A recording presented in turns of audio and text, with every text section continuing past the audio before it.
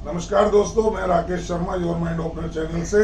और जैसा कि मैं पिछली कई आपको वीडियोस में बताया कि दिल्ली बार एसोसिएशन के चुनाव चल रहे हैं, तैयारी चल रही है, डेट फिक्स हो गई है और उसके लिए जो कंटेस्टेंट्स हैं वो अपने अपनी तरीके से अपने अपने कामों के बल पे, अपने अपनी बातों के बल पे, अपने अपनी जो भी उनकी कैपेसिटी है उसके आधार पे वोटर्स को लुभाने की, वोटर्स को अपने बारे में बताने की कोशिश कर रहे हैं ताकि इलेक्शन को जीत सके। और हम बात कर रहे हैं उम्मीदवारों से, जो कंटेस्टेंट्स हैं उनसे हम बात कर रहे हैं कि वो किस बेस पे वोट मांग रहे हैं, किस बेस पे वो चुनाव में आना चाहते हैं, ताकि आम वोटर को पता लगे कि वो जिसको वोट दे रहे हैं वो हैं कौन, उनका विजन क्या है, उनका मैनिफेस्टो क्या है, उनकी जो टेंडेंसी है वो काम करने की है या अपनी पॉलिटिक्स करने की है।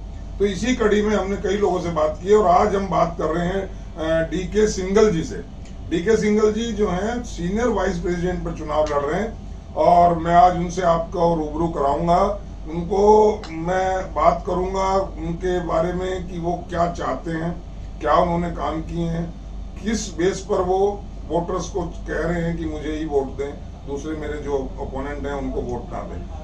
डीके सिंघल जी, आपका स्वागत है हमारे चैनल में। बहुत हमें अच्छा लगा, आपको हम एडवांस में शुभकामनाएं दे रहे हैं। आप इलेक्शन लड़ रहे हैं और for the welfare of advocates लड़ रहे हैं, ये अच्छी बात है।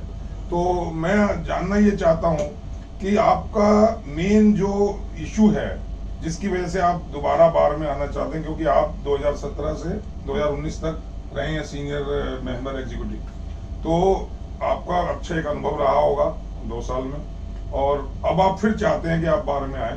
तो ऐसी क्या चीज रह गई है, क्या कमी रह गई है जो पिछली बार आप नहीं कर पाए और इस बार करेंगे? मेरा सबसे पहले जो मेन मोटिव है मेरा, जो ये ट्रांसफर फीस 40 हज़ार रुपये लेते हैं, तो इसको ख़त्म किया जाए। किस चीज़ की? जो चैम्बर खरीदता हूँ, अगर चैम्बर खरीदता हूँ या मेरा कोई साथी खरीदता है, वो ट्रांसफर करने जाता है तो 40,000 रुपये लेते हैं ये।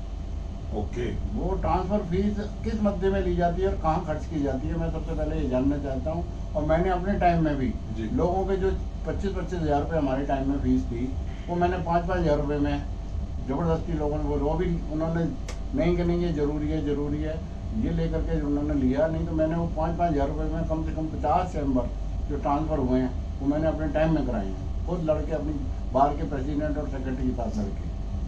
तो आप चाहते हैं कि अगर आप इस बार आए तो ये जो ट्रांसफर मनी है, ट्रांसफर फीस है, इसे आप अबॉलिश कराना चाहते हैं? अबॉलिश कराएं या कोई लिमिट, कोई नॉमिनल चार्जेस होनी चाहिए। ये नहीं 40,000 टू मच। आदमी पता नहीं है वकील कैसे चैम्बर खरीदता है, कैसे पैसे जोड़ता है वो अपने। और सिंघल साहब, आपका जैसा कि मुझे पता है कि 81 का आपका इन्वॉल्वमेंट है, आप 81 से इस बार में लगभग 41-42 साल आपको हो गए। मैं एक वैसी बात जानना चाह रहा हूँ कि जब आप आए इस प्रोफेशन में, उस वक्त जो बार एसोसिएशन का रुतबा था, क्या वो आज के रुतबे से ज्यादा था? रेस्पेक्ट ज्यादा थी लोगों में या आज ज्यादा है? नहीं, उस समय बहुत ज्यादा थी। हमारे को याद है, मैं जैन साहब का जूनियर हुआ करता था 81 में, 82 में। कौन से जैन साहब? त्रिभुवन कुमार जैन साहब जी। 292 में चैम्बर था उनका, 292 293। तो मैं उनके चैम्बर में बैठता था, तो ये HR मल्होत्रा साहब, मित्तल साहब और 4-5 जजेस ऐसे थे जो बाद में ADJ बने, हाईकोर्ट भी गए। मल्होत्रा साहब थे हमारे पास। मैं उनके साथ जाता था सेंट्रल हॉल में, तो दिनेश दयाल साहब, PK भारी साहब, चावला साहब, कुचर साहब वहाँ हमारे पास चैम्बर में आते थे और हम वहाँ कहते थे, हमारे जो सीनियर एडवोकेट थे, भाई आज जैन साहब आपसे चाय पीनी है, शेट्टी साहब आज आपसे चाय पीनी है।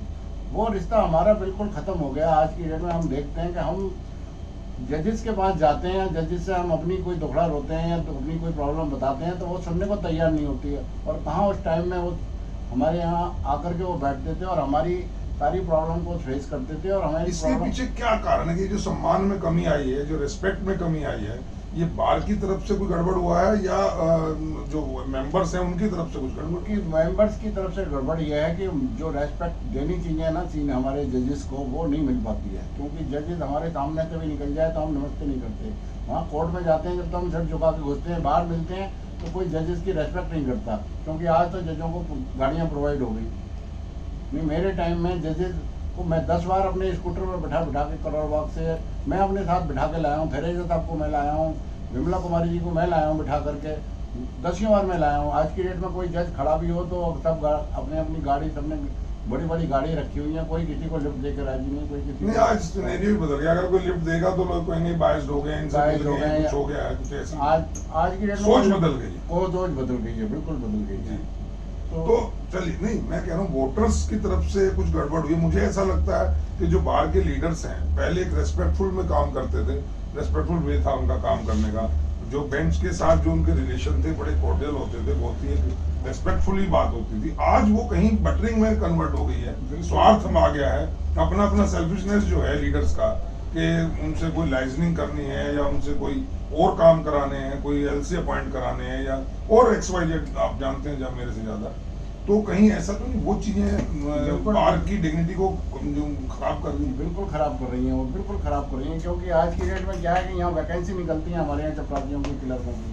जी। तो सारे हमारे जितने भी सीनियर वकील होते हैं ना, सारे अपने अपने कैंडिडेट्स को, अपने अपने आदमियों को लगवाने के लिए उनके पास अप्रोच करते हैं। तो शुक्र है कि 3-4 साल से उन्होंने हाई कोर्ट ने उनका एग्जामिनेशन चालू कर दिया, क्योंकि डायरेक्ट अपॉइंटमेंट नहीं है। उसके लिए बेंच की चमचागिरी करते बैंक की चमचागिरी करते हैं, बिल्कुल। हैं। आप अगर आते हैं तो ये चीज आप खत्म मैं करने की बिल्कुल कोशिश नहीं, मैं करेंगे? सबसे पहले एक काम और करूंगा। हमारी जुडिशरी में आज की आप देख लो, को किसी भी जज का आप देख लो, कोई भी बच्चा, कोई लड़की, लड़का, सारे सीट पर बैठे हुए हैं।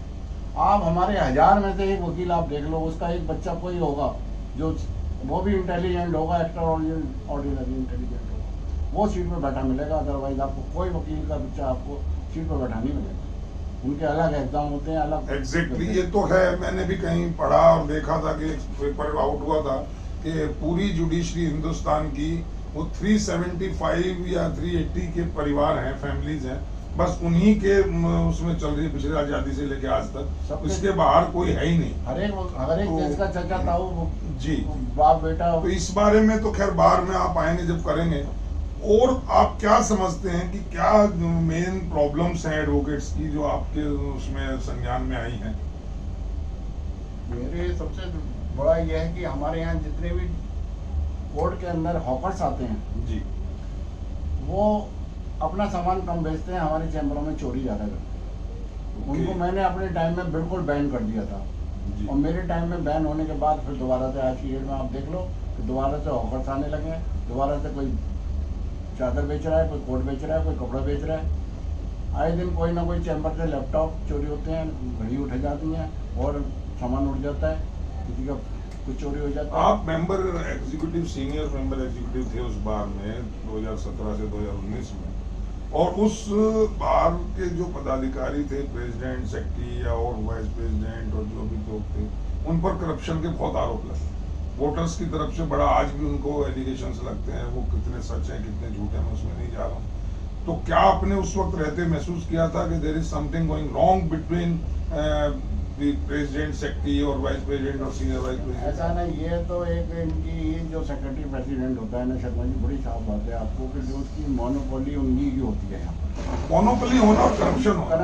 करप्शन का मतलब यह है कि करप्शन उन्होंने जो भी अपने लेवल पे की वो की, वाकई की। ऐसा नहीं, हाँ, आप बिल्कुल, मानते हैं? मैं मानता हूँ इस बात को। आपने अपोज किया? अपोज किया, बहुत अपोज किया, और उसके लिए मैंने बड़ी लड़ाई लड़ी। आपके Even- साथ और बाहर के जो दूसरे मेंबर्स थे कोई आया? कोई नहीं आया, कोई नहीं जो आया। ऑफिस सब- लीडर्स थे? सब चुप होकर के बैठ वाई गए। क्या तो लगा आपको? इसमें- क्यों बैठे? उनको शेयर मिला? वो चेयर मिला या नहीं मिला, लेकिन वो चुप, कोई भी नहीं आया मेरे साथ में खड़ा होकर के, कोई नहीं बोलने के लिए आया। क्योंकि क्या है कि उनको उन्होंने क्या अंडरस्टैंडिंग की, क्या नहीं की। तो मुझे ये मालूम है कि आज की डेट में बेंच ऑफ बार की हमारी पार्किंग, वो भी हमारे टाइम में, हमारे टाइम में चौहान साहब और गुप्ता जी ने किसी और को दे दी। उसको मैंने काफ़ी अपोज किया, मैंने वायरल भी की वो सारी वहाँ पर। मुझे मालूम पड़ा कि इन्होंने बिगर पूछे बार की परमिशन के और उसके दे दी, तो मैंने उसको अपोज किया। तो उसको अपोज करने का नतीजा ये हुआ कि हाई कोर्ट ने उसको बार जो पार्किंग चल रही थी उसको स्टे कर दिया। सिद्धार्थ मुदुल साहब थे, जस्टिस सिद्धार्थ मुदुल साहब थे, उन्होंने उसको स्टे कर दिया और सील कर दी। और उसके बाद सील होने के बाद जो नई बार की कमेटी आई नसीहत साहब की और डीडी शर्मा साहब की, उन्होंने पता नहीं कैसे उसको दोबारा खुलवा के उसको दोबारा चालू करा दिया। तो वो पैसा कहाँ जाता है? ये पैसा कहाँ जाता है इसका आज तक वहाँ बाहर के रिकॉर्ड में हमारे यहाँ कोई हिसाब मुझे तो देखने को मिला नहीं ना। मैंने कई बार कोशिश तो अगर आप आ जाते हैं इस बार तो इसके लिए आप फाइट करेंगे? मैं बिल्कुल फाइट करूंगा। और एक एक वहाँ जितनी भी पार्किंग है उसका पैसा कहाँ आता है, किसको दी गई है, मैं डेली खुद जाके खड़ा होकर के चेक करूंगा उसको। तो मेरा मतलब सिंघल साहब ये था, आपने जिस साफगोई के साथ ये एडमिट किया कि वाकई आपके टाइम में करप्शन था, लेकिन लोग नहीं बोलते हैं, इवन ऑफिस बीयर्स भी नहीं बोलते हैं। तो इस बार अगर आप आते हैं तो आपको लगता है कि आप पूरी तरह से फाइट कर पाएंगे, बिकॉज इस बार आप सीनियर वाइस प्रेसिडेंट बता रहे हैं। क्योंकि जितनी पावर प्रेसिडेंट को है उससे थोड़ी सी पावर कम है मेरे को, लेकिन मैं फाइट कर सकता हूँ। मुझे पूरी उम्मीद है कि मैं अपनी फाइट में खड़ा उतरूँगा और कुछ करके दिखाऊंगा। और एक सबसे बड़ा काम मैं करने जा रहा हूँ वकीलों के लिए, एक तो डेस्टिनेशन में चालू कराऊंगा जो हाई कोर्ट के लिए वकीलों के लिए बंद पड़ी हुई है, उसको चालू कराऊंगा। और दूसरा, जो हमारे यहाँ 30 एरिया के अंदर मेट्रो से वकील उतरता है या स्टाफ उतरता है या लिटिगेंट उतरता है, मेट्रो स्टेशन से नीचे आता है, मेट्रो स्टेशन से नीचे आता है, तो वहाँ ना कोई लिफ्ट है ना एक्सीलेटर है जी। वो मैं अपने 10 लाख रुपए अपनी जेब से अच्छा। मैं दिल्ली मेट्रो को मैं दे रहा हूँ, जिसका लेटर भी मैंने दिया हुआ है। ये चेक भी मेरे पास दिल्ली मेट्रो के नाम पे बना हुआ है। जब मर्जी मेरे से आकर के वो काम स्टार्ट करें, मेरे से चेक ले जाएं, पेमेंट ले जाएं, कैश चाहिए कैश ले जाएं, चेक चाहिए चेक ले जाएं, मैं देने को तैयार हूँ अपनी जेब से। ताकि आपकी कोरेस्पोंडेंस चल रही है? चल रही है, बिल्कुल। लेटर दिए वो डीजे साहब को भी दिया हुआ है, CPWD को भी दिया हुआ, दिल्ली मेट्रो को भी दिया। दिल्ली मेट्रो से 14 जून को मेरी पर्सनल मीटिंग भी हुई है DMRC के मेन ऑफिसर से। उन्होंने मुझे बड़ा अप्रिशिएट किया है कि आप वकील साहब पहले वकील आप ऐसे कि आप अपनी जेब से पैसे दे रहे हैं, कि हमारे पास पैसे की कमी है। मैं कहा लगा क्यों नहीं रहेगा आपके पास पैसे कमी? मैं जानता हूँ कि मेट्रो बहुत रिच है, लेकिन आप लगा क्यों नहीं रहा? आप मेरे तो इसमें बार एसोसिएशन की तरफ से कोई लिखा गया कुछ? ना मैंने ना उनको लिखा, ना मैंने कोई परमिशन ली। ये मेरी अपनी कॉन्शियस अलाउ तो है। अभी ये चीज बार एसोसिएशन भी लिख सकती थी DMRC को। DMRC को आपके टाइम में आप थे उस वक्त? ना, उस समय मेरा एजेंडा नहीं था, ना मेरी पॉकेट अलाउ कर रही थी।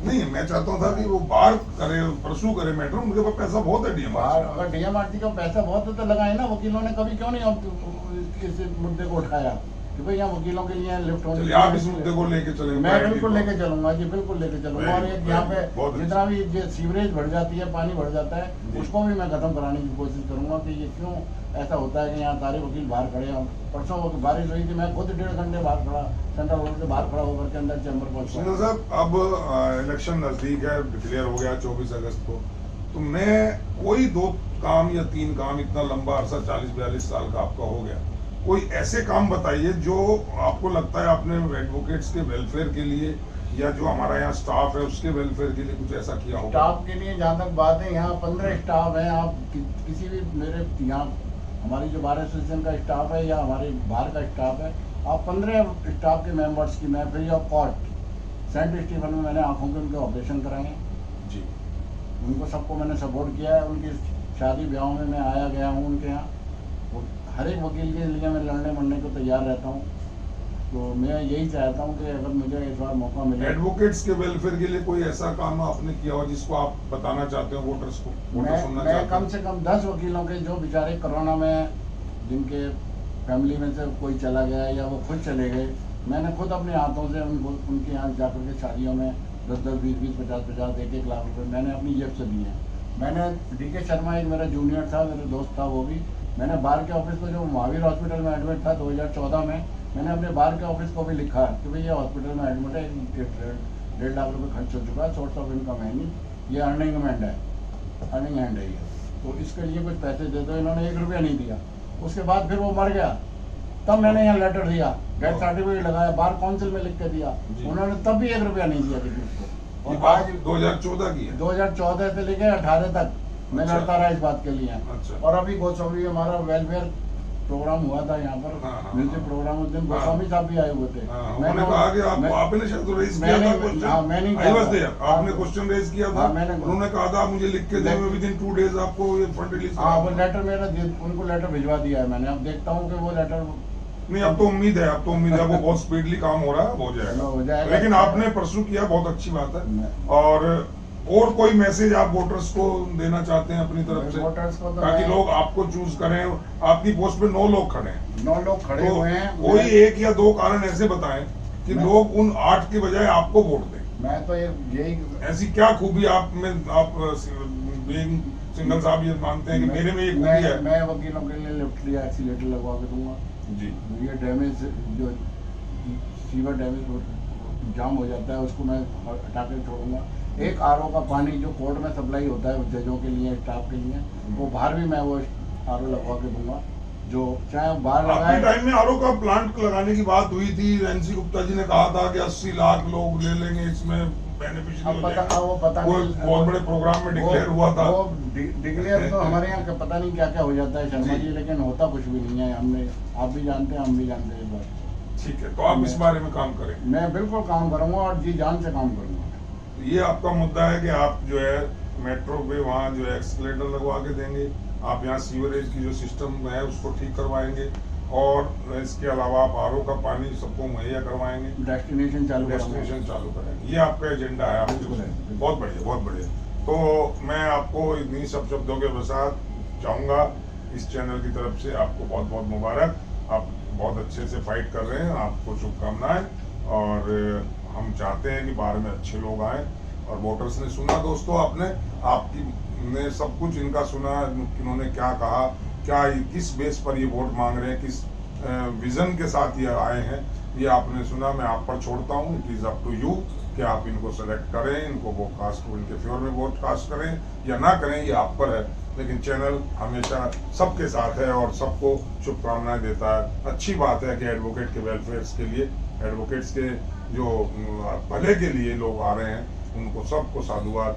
जय हिंद, जय भारत।